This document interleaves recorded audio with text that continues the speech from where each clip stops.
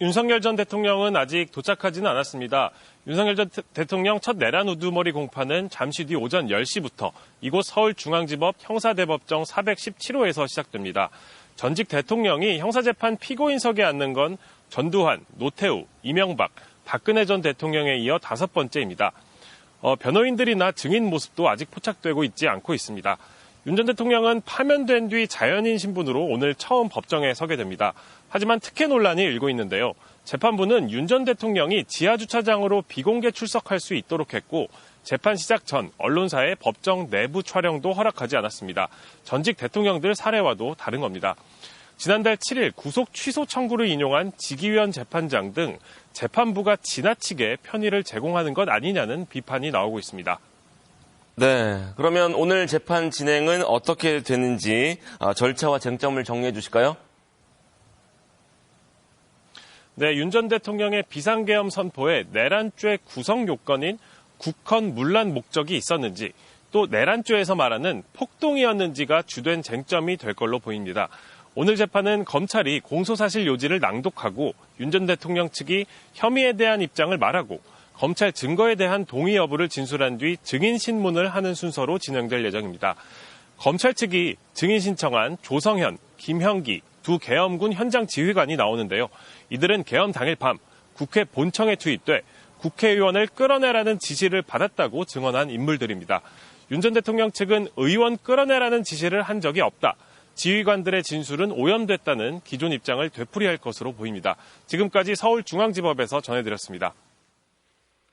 네, 관련 소식은 잠시 후에 정치팀 기자와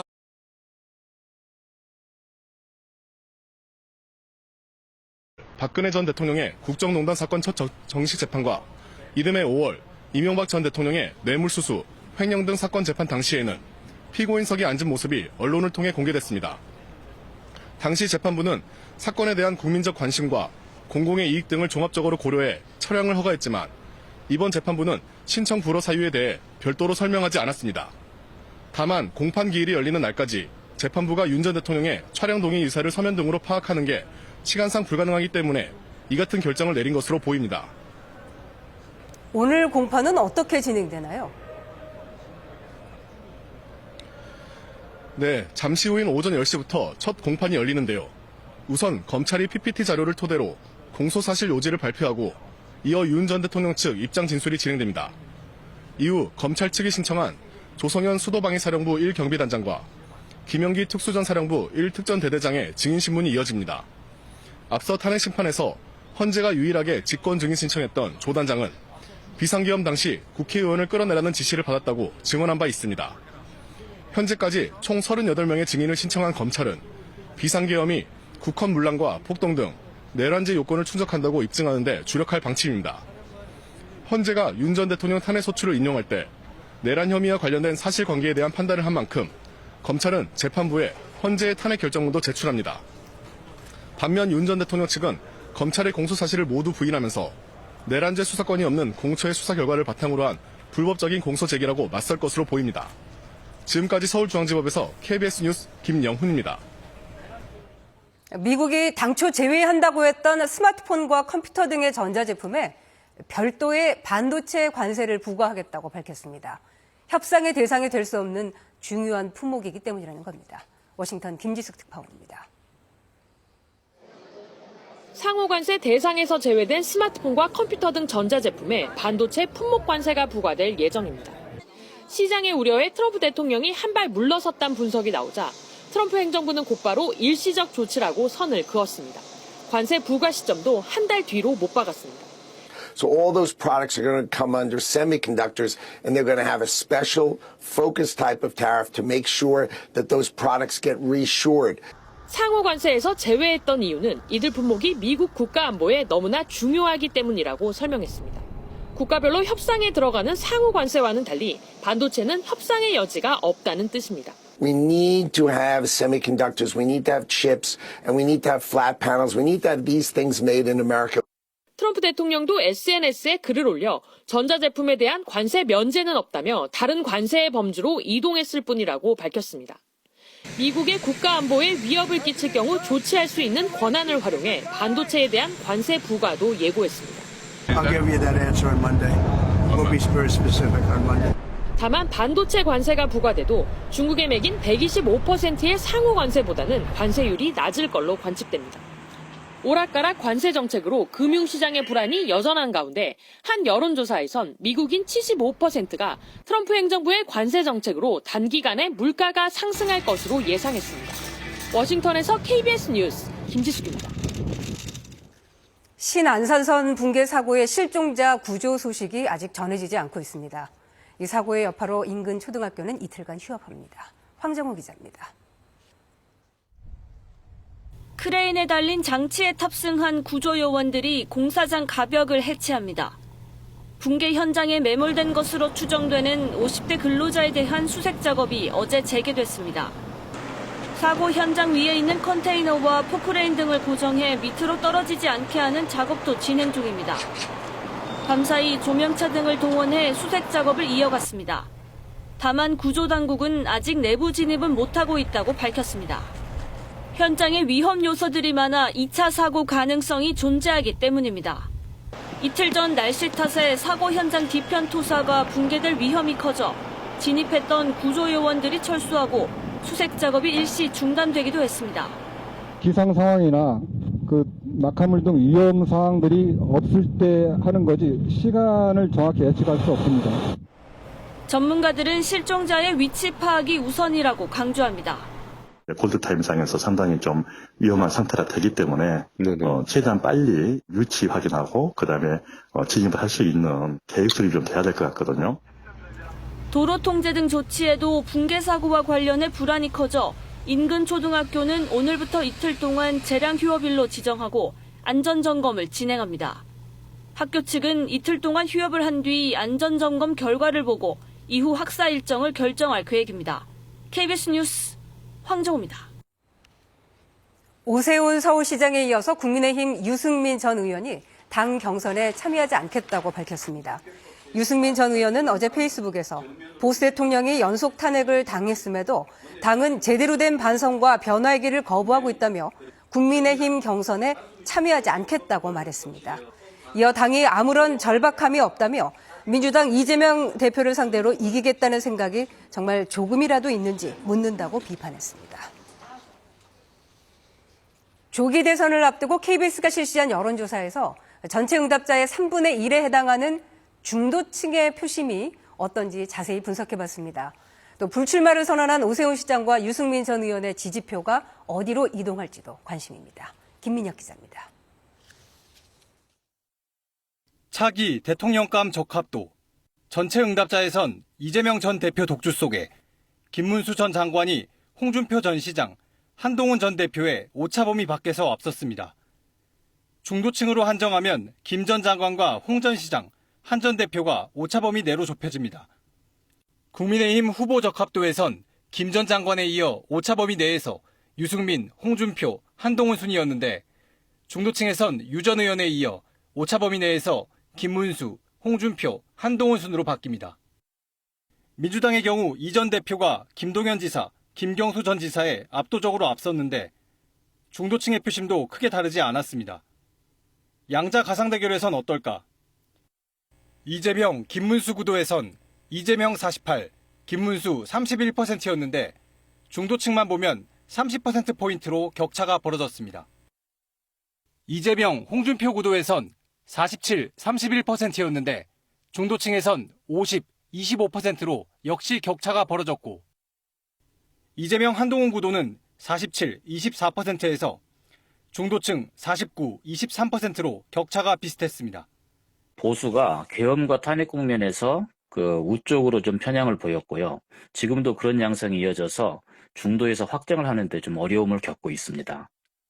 오세훈 시장과 유승민 전 의원 지지세가 누구에게 이동할지도 관심입니다.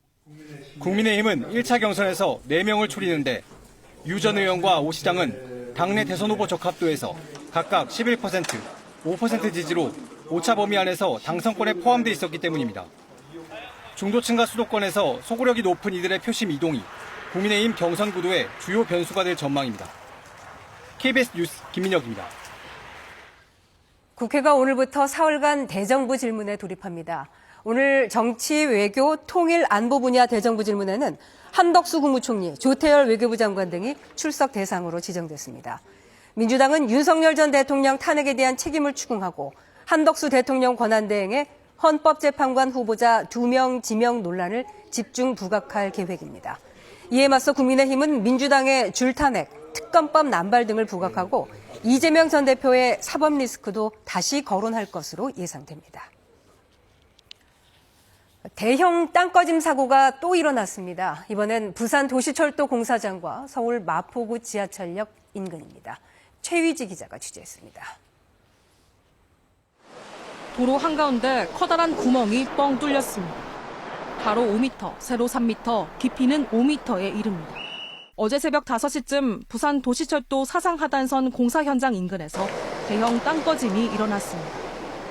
경찰 신고로 출동한 구청 관계자들이 안전조치를 하던 중 갑자기 땅꺼짐이 시작됐습니다. 내리앉는 사고가 많이 있었던 곳이다 보니까 주의를 해야 된다는 걸 알고 있었지만 막상 현장을 보고 나니까 저도 언젠가는 이런 사고를 당할 것 같다는 그런 느낌이. 이곳은 차들이 다닐 뿐 아니라 보행자가 지나는 횡단보도가 설치된 곳인데요. 하마터면 인명피해로 이어질 뻔했습니다. 부산 도시철도 사상하단선 공사 현장 인근에서 땅꺼짐 사고가 일어난 건 이번이 13번째입니다. 특히 이번 땅꺼짐 장소는 지난해 9월 트럭 2대가 8m 아래로 추락한 대형 땅꺼짐 사고 현장과 불과 200m도 떨어지지 않은 곳입니다.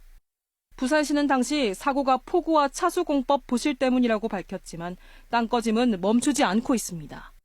중차량들 또 공업지역에 따른 특성도 감안을 해야 될 것으로 보고 있습니다. 거기에 더해서 공사를 실시하고 있기 때문에 여러 가지 복합적인 요인이. 서울 마포구 지하철역 인근 도로에서도 어제 오전 지름 40cm, 깊이 1.3m 규모의 땅꺼짐이 발생했습니다. 지난달 서울 강동구에서 대형 땅꺼짐으로 오토바이 운전자가 숨지는 등 잇따르는 땅꺼짐 사고로 시민들의 불안이 커지고 있습니다. KBS 뉴스 최위지입니다. 현재 우리나라의 노인 기준 나이는 65세인데요. 이 기준을 높이기 위한 정부 차원의 논의가 본격 시작됐습니다. 70세까지 단계적으로 높이자는 제안도 나왔습니다. 진선민 기자입니다. 우리나라 노인 스스로 노인이라고 생각하는 나이는 71.6세입니다. 45년째 노인 나이 기준인 65세보다 6살 이상 많습니다. 전문가 간담회에선 2040년까지 단계적으로 노인 나이를 70세로 높이자는 구체적 제안이 나왔습니다. 지하철 무임승차 같은 경로 우대 기준 나이를 매년 1살씩 높여 국민 인식을 먼저 바꾸고 이후 기초연금과 국민연금을 받기 시작하는 기준 나이도 점차 늘려 70세까지 높이자는 겁니다. 향후 5년간은 사회적 공감대를 만들어 나가는 게 필요할 것 같아요. 다음에 10년간은 실제로 이제 이것을 좀 실행하는 단계, 공적연금의 수급 연령들을 같이 상향 조정하는 방식으로 좀. 노인 나이가 상향되면 기준에서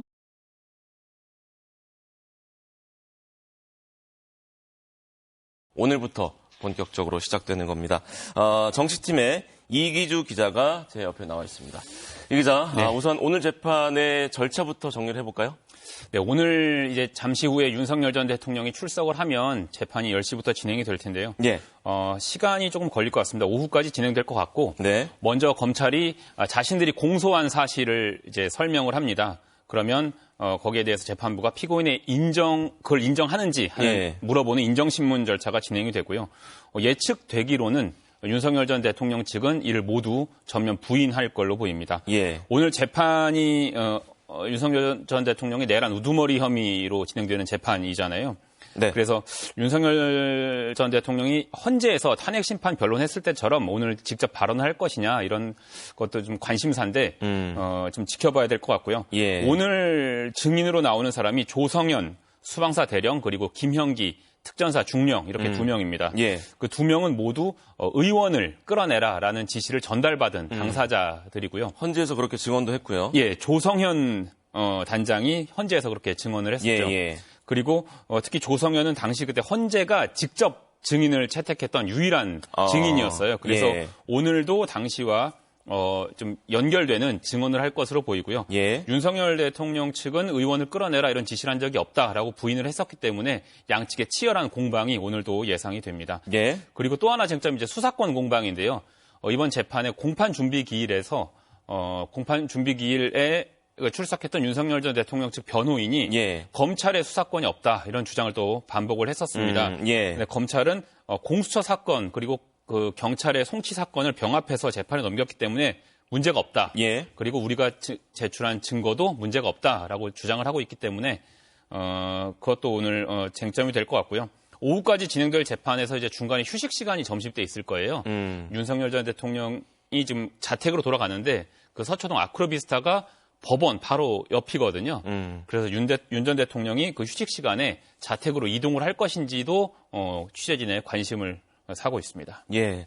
방금 보여드린 화면은 이 시각 중앙지법의 모습이었고요. 이번 재판부의 그 결정들이 지난번 시간이냐 날이냐 이 구속기간 계산도 그렇고 또 이번에 촬영 불허도 그렇고 관례와는 정반대로 가네요. 네, 같은 재판부죠. 형사합의 25부 지귀현 부장판사 재판부인데요. 촬영을 불허는 했는데 불허한 사유에 대해서는 구체적으로 설명을 하진 않았습니다. 대법원 규칙에 보면 피고인의 동의가 없더라도 촬영 허가가 공공의 이익을 위해 상당하다고 인정되는 경우에는 가능하도록 하고 있거든요. 앞서 뭐 다 보셨겠지만 박근혜 전 대통령이 2017년 5월에 국정농단 사건의 첫 재판에 나올 때도 공개가 됐었고요. 그랬죠. 2018년 5월에 이명박 전 대통령이 뇌물수수 횡령 사건으로 재판에 첫 출석할 때도 공개가 됐었습니다. 당시 재판부가 밝힌 바는 국민적 관심, 그리고 사안의 중요성, 공공의 이익, 대법원 규칙에 나온 내용을 그대로 인용을 해서 촬영을 허가했었거든요. 그리고 1996년 내란죄 등으로 재판에 넘겨졌던 전두환, 노태우 두 전직 대통령도 언론에 공개가 됐었습니다. 그렇기 때문에 윤석열 전 대통령에 대해서만 특혜 아니냐. 오히려 윤 전 대통령 촬영을 불허한 게 아니라 판사, 재판부가 본인들의 촬영을 불허한 것 아니냐. 이런 얘기들도 법원 인근에서 나오고 있습니다. 그렇군요. 앞으로 2심 재판부에서 어떤 결정을 내릴지 모르겠지만 1심에서의 윤석열 전 대통령의 모습은 아마도 볼 수는 없겠네요. 재판부가 본인들의 불허 결정을 다시 뒤집기는 쉽지 않은 상황으로 보입니다. 자, 그러면 윤석열 전 대통령의 주요 혐의 다시 한번 짚어볼까요? 네, 윤석열 전 대통령의 혐의는 딱 지금 현재는 하나입니다. 내란 우두머리 혐의 하나로 지금 기소가 돼 있고요. 현직 대통령이었었기 때문에 기소될 당시에는 내란죄 혐의로만 기소가 됐었거든요.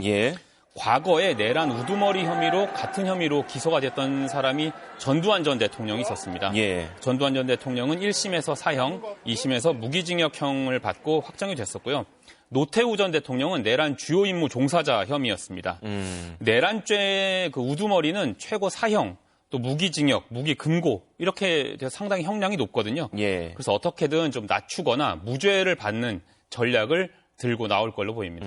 지금 보이는 화면은 서초동 사저에서 중앙지법으로 이동 중인 윤석열 전 대통령이 탄 것으로 보이는 검정색 차량들의 모습 보여드리고 있습니다. 이제 법원 종합청사 쪽으로 이동하고 있는 모습이고요. 그리고 방금 말씀하신 대로 불소추 특권 때문에 내란죄 혐의로만 이제 기소가 된 건데 내란이냐 아니냐, 물론 저희를 비롯한 다수 언론이 내란 사태로 보도하고 있습니다만 윤석열 전 대통령 측에서는 내란은 아니다 이렇게 하고 있잖아요. 어떤 경우에 내란죄로 처벌이 되나요? 내란죄가 형법 87조에 규정이 되어 있는데요.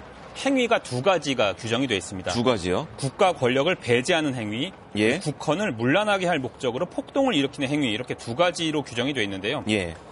전두환 전 대통령 판례에서도 이 두 가지 행위를 실제로 전두환 전 대통령이 했느냐가 핵심 쟁점이었습니다. 그 사례를 보면 전두환 전 대통령 측 주장이 국회의원 몇 사람 체포한 것으로는 국회 기능이 마비되지 않았었다. 그리고 국헌 문란의 목적이 없었었다. 이렇게 항변을 했는데 3심까지 갔잖아요. 대법원은 전두환 전 대통령 측 주장을 받아들이지 않았습니다. 국헌 문란이라는 것은 그 기관을 영구히 폐지하는 경우만 가리키는 게 아니라 그 기능을 제대로 할 수 없게 만드는 것도 포함된다. 이렇게 했거든요. 그래서 전두환 자신은 또 내란의 주도자가 아니다. 이렇게 주장을 했지만 재판부도 역시 이를 거짓으로 받아들이지 않았습니다. 그 윤석열 전 대통령 측 주장도 그 흐름은 비슷한데요. 다 헌재 변론 때 보셨겠지만 2시간짜리였다. 경고성이었다. 계엄이었다. 그렇죠. 예. 또 의원을 내가 끌어내라고 한 적이 없었다. 예. 군인들이 부당한 지시를 따르지 않을 것을 알고 내가 지시를 한 거였다. 이런 입장이었었잖아요. 그래서 결론은 국회의 기능을 마비시키려 했던 게 아니다라는 주장이었어요. 예. 내란죄에서 우두머리는 앞서 말씀드린 대로 사형, 무기징역, 무기금고 3가지 형을 받게 돼 있거든요. 그래서 오늘부터 시작되는 재판에서 무죄를 주장하는 전략을 일관되게 유지할 걸로 예상이 됩니다. 예.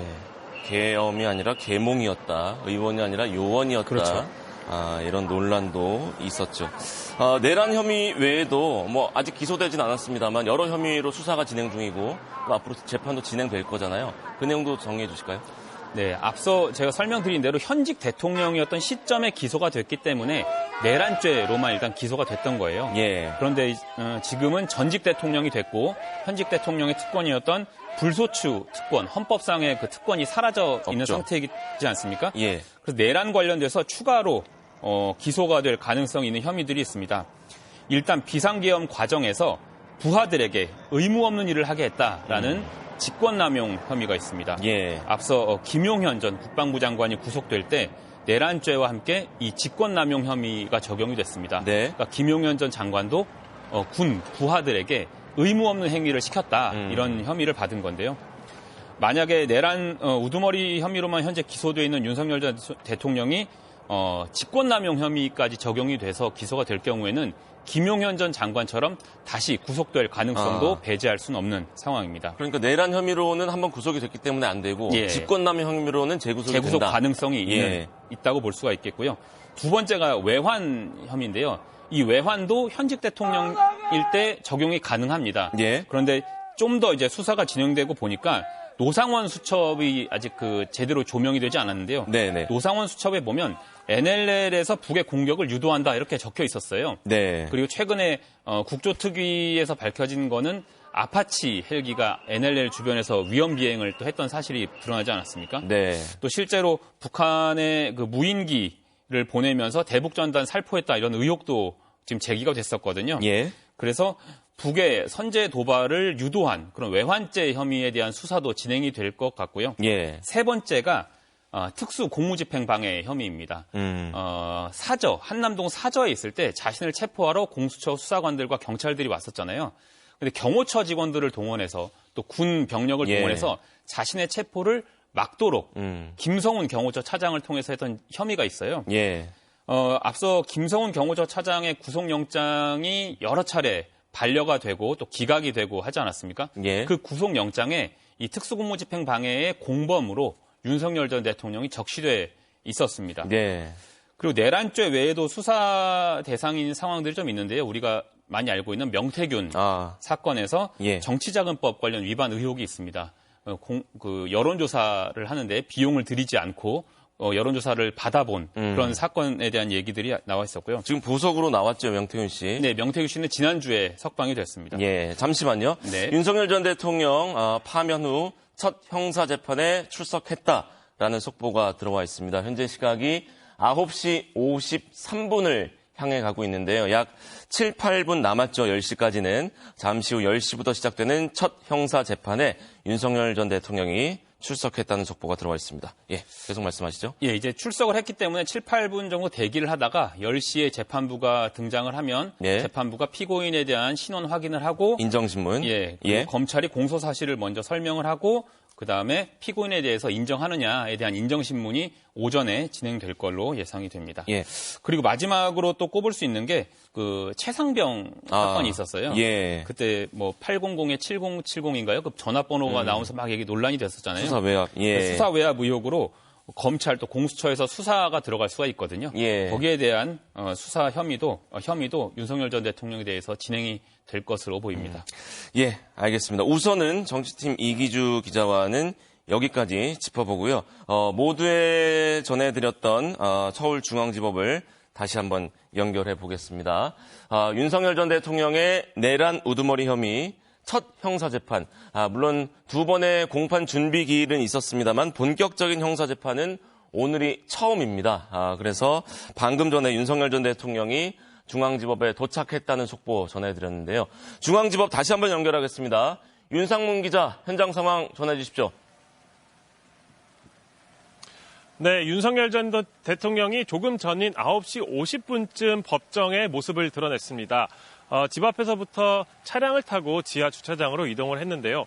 윤 대통령 측 변호인단은 그보다 앞선 9시 반쯤 법정 안으로 들어왔습니다. 특별한 입장을 밝히진 않았고 재판이 끝난 뒤에 입장을 밝힐 것으로 보입니다.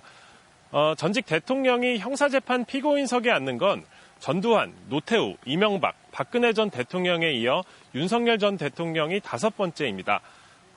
증인들은 아직 모습이 보이지 않고 있는데요. 윤 전 대통령은 파면된 뒤 자연인 신분으로 오늘 처음 법정에 서게 됐습니다. 하지만 특혜 논란도 일고 있습니다. 재판부는 윤 전 대통령이 지하주차장으로 비공개 출석할 수 있도록 했죠. 재판 시작 전 언론사의 법정 내부 촬영도 허락하지 않았습니다. 전직 대통령들 사례와도 다른 건데요. 지난달 7일 구속 취소 청구를 인용한 지기현 재판장 등 재판부가 지나치게 편의를 제공하는 것 아니냐는 비판이 나오고 있습니다. 네, 관례와는 다르게 가고 있는 모습인데 오늘 재판 절차와 쟁점도 정리해 주실까요? 네, 윤 전 대통령의 비상계엄 선포에 내란죄 구성 요건인 국헌문란 목적이 있었는지 그리고 내란죄에서 말하는 폭동이었는지가 주된 쟁점이 될 걸로 보입니다. 오늘 재판은 검찰이 공소사실 요지를 낭독하고 윤 전 대통령 측이 혐의에 대한 입장을 말하고 검찰 증거에 대한 동의 여부를 진술한 뒤 증인 신문을 하는 순서로 진행될 예정입니다. 검찰 측이 증인 신청한 조성현, 김형기 두 계엄군